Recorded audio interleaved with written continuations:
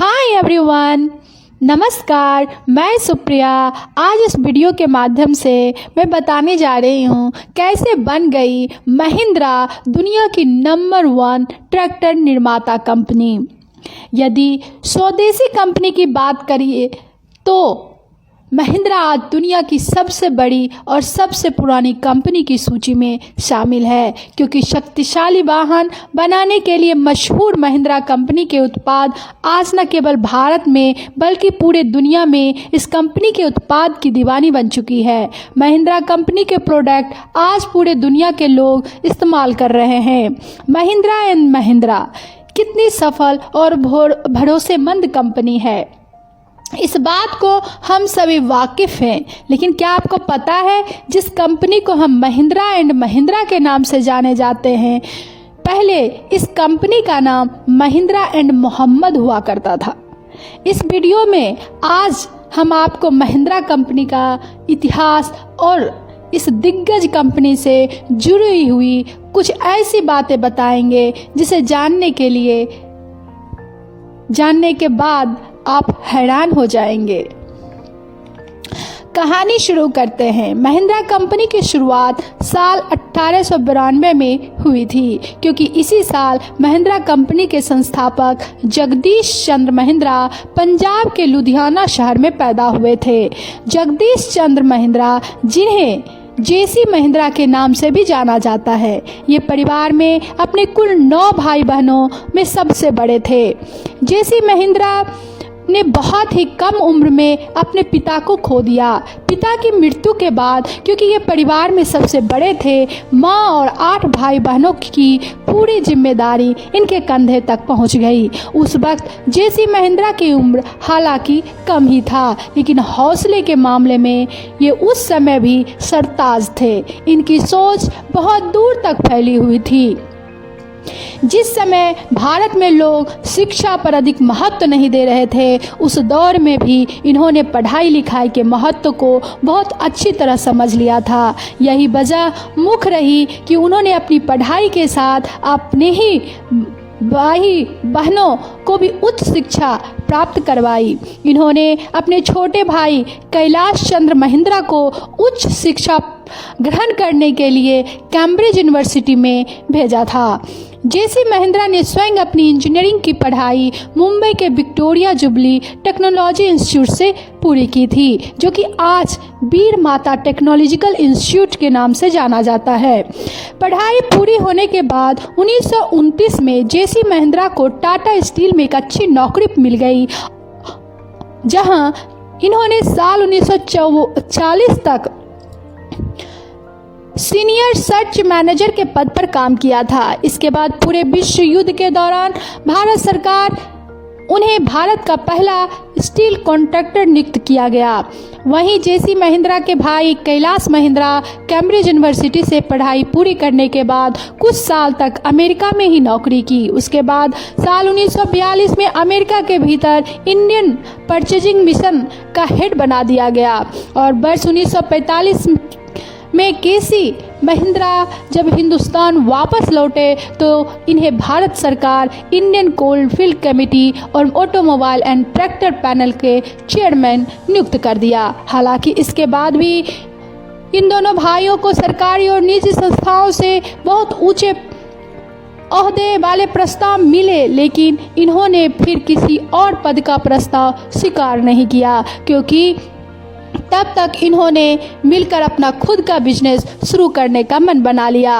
उस वक्त भारत देश अपनी स्वतंत्रता के लिए लड़ाई लड़ रहा था, और जेसी महिंद्रा को इस बात को पूरी तरह सुनिश्चित थे कि भारत जल्द ही अपनी आज़ादी को प्राप्त कर लेगा, और साथ ही ये भी अच्छी तरह से जानते थे कि भारत की स्वतंत्रता के बाद राष्ट्र में स्टील उद्योग एक नई ऊंचाई को छुएगा। इसी के चलते इन दोनों भाइयों ने अपने घर बेच दिया और अपने एक दोस्त मालिक गुलाम मोहम्मद के साथ अपनी खुद की एक स्टील कंपनी की स्थापना की, और इनकी कंपनी का नाम महिंद्रा एंड मोहम्मद रख दिया गया। आज भले ही महिंद्रा अपनी पावरफुल गाड़ियों के लिए मानी जाती है, लेकिन सच ये है कि इसका आरंभ एक स्टील कंपनी से शुरू हुआ था।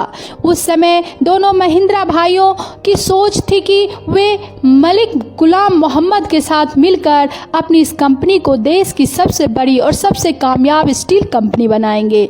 लेकिन साल 1947 में कुछ ऐसा हुआ जिससे सब कुछ बदल गया। साल 1947 में जब देश का विभाजन हुआ तो मलिक गुलाम मोहम्मद भारत छोड़ हमेशा के लिए पाकिस्तान चले गए। वहाँ सबसे पहले उन्हें वित्त मंत्री का पद भार मिला और बाद में पाकिस्तान के तीसरे गवर्नर जनरल भी बनाए गए। मलिक को यूं भारत छोड़ जाने से महिंद्रा भाइयों को अब अपनी कंपनी पर बहुत असर पड़ रहा था, क्योंकि इस कंपनी में मलिक मोहम्मद की हिस्सेदारी काफ़ी अधिक थी और पाकिस्तान चले जाने के कारण वो कारोबार से भी काफ़ी दूर हो चुके थे। इसलिए उन्होंने कंपनी से अपनी पूरी हिस्सेदारी वापस ले ली।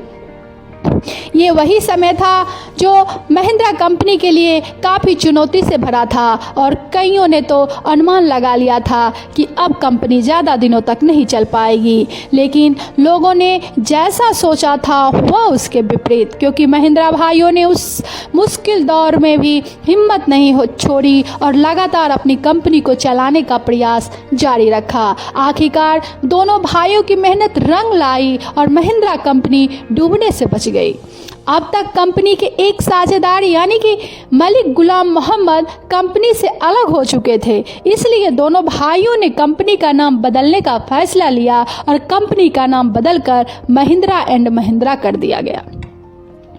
अब महिंद्रा कंपनी स्टील इंडस्ट्री के अंदर ठीक ठाक व्यापार कर रही थी, लेकिन दोनों महिंद्रा भाई अपनी इस कंपनी में कुछ ऐसा करना चाहते थे उनसे पहले हिंदुस्तान के भीतर किसी और कंपनी ने नहीं किया हो।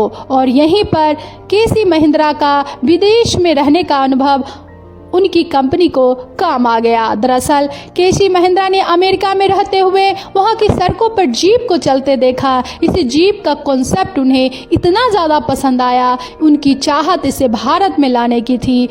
बस फिर क्या था, दोनों भाइयों ने जीप मैन्युफैक्चरिंग का कॉन्ट्रैक्ट जीतकर साल 1947 से भारत में जीप बनाना भी शुरू कर दिया और इसी के दम पर भारत ने महिंद्रा को जीप निर्माता कंपनी के रूप में जाना जाने लगा। जीप मैन्युफैक्चरिंग में मिली इस ज़बरदस्त कामयाबी के बाद से महिंद्रा कंपनी ने कभी भी पीछे नहीं देखा। जीप मैन्युफैक्चरिंग के कुछ ही समय बाद से महिंद्रा कमर्शियल व्हीकल और ट्रैक्टर को भी मैन्युफैक्चरिंग करने लग गई थी और देखते ही देखते कुछ ही सालों के भीतर से दुनिया की सबसे बड़ी ट्रैक्टर निर्माता कंपनी बन गई। और आगे चलकर साल 1951 में जगदीश चंद्र महिंद्रा और साल 1963 में कैलाश चंद्र महिंद्रा का निधन हो गया। इसके बाद इस कंपनी का बागोडार महिंद्रा परिवार की अगली पीढ़ी के हाथों में पहुंची।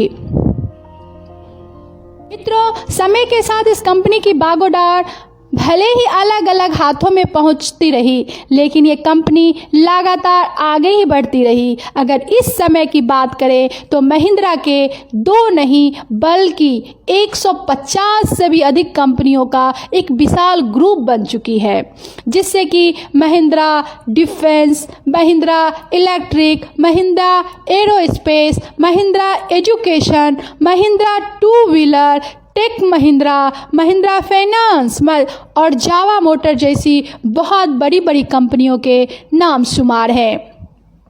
सबसे बड़ी बात, महिंद्रा का ये बिजनेस 100 से भी अधिक राष्ट्रों तक फैल चुका है, जिसके माध्यम से 2.5 लाख से भी अधिक लोगों को रोजगार मिलता है। इस समय महिंद्रा का बागोडार जगदीश चंद्र महिंद्रा के पोते आनंद महिंद्रा के हाथ में है, जो कि साल 2012 से भी कंपनी के चेयरमैन और मैनेजिंग डायरेक्टर के पद पर बने हुए हैं। आनंद महिंद्रा ने साल 1981 में हार्वर्ड बिजनेस स्कूल से MBA की पढ़ाई पूरी करी थी और उन्होंने महिंद्रा को ज्वाइन कर लिया। जब से महिंद्रा कंपनी में आनंद महिंद्रा के हाथों में आई, तब से कंपनी ने और तेजी से विकास किया। इससे पता चलता है कि आनंद महिंद्रा एक अच्छे बिजनेसमैन और लीडर हैं। इसमें कोई भी संदेह नहीं है कि वो महिंद्रा को अपने नेतृत्व में और ज़्यादा ऊंचाई तक पहुंचाएंगे। अगर आपको ये वीडियो अच्छा लगा हो तो प्लीज़ लाइक एंड सब्सक्राइब कर दे। धन्यवाद।